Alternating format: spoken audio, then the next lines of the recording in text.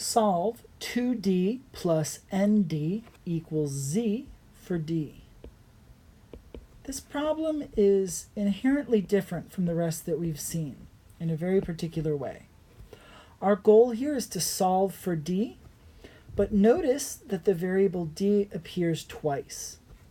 In all of the previous problems, the variable we were trying to solve for only appeared once, but now that it appears twice, that gives us a particular challenge because our goal is to get it by itself and only one of them.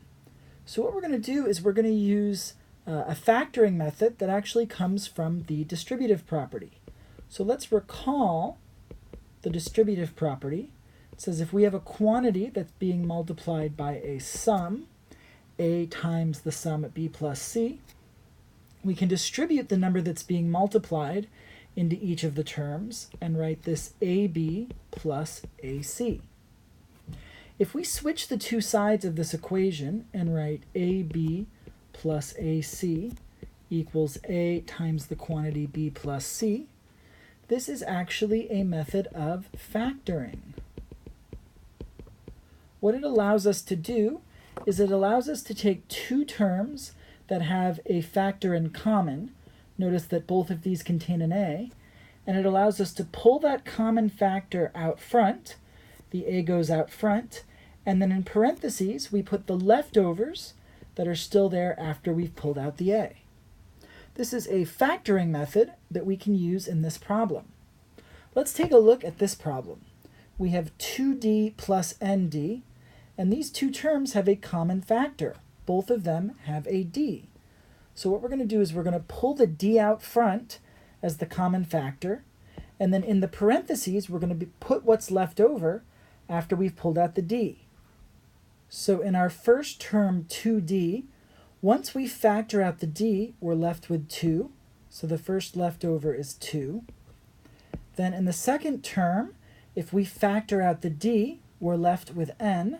So the second leftover is n. And we end up with d times 2 plus n on the left, and then z on the right. If you ever want to check that you've factored something correctly, you can check by multiplying it back out.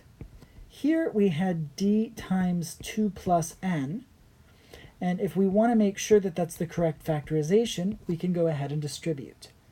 D times 2 is 2d, plus d times n is dn, and this is equivalent to what we started off with, 2d plus nd. We know that nd and dn are the same because the order of multiplication doesn't matter. So this ends up checking, which tells us we know that we have factored it correctly. Now notice before, the variable that we were trying to solve for appeared twice, but now it only appears once, so we are one step closer towards isolating it. There is one final step here. If we want to get the d alone, we notice that it's being multiplied by the quantity 2 plus n. To undo that multiplication, we need to divide by 2 plus n. And so, of course, we have to divide both sides by 2 plus n.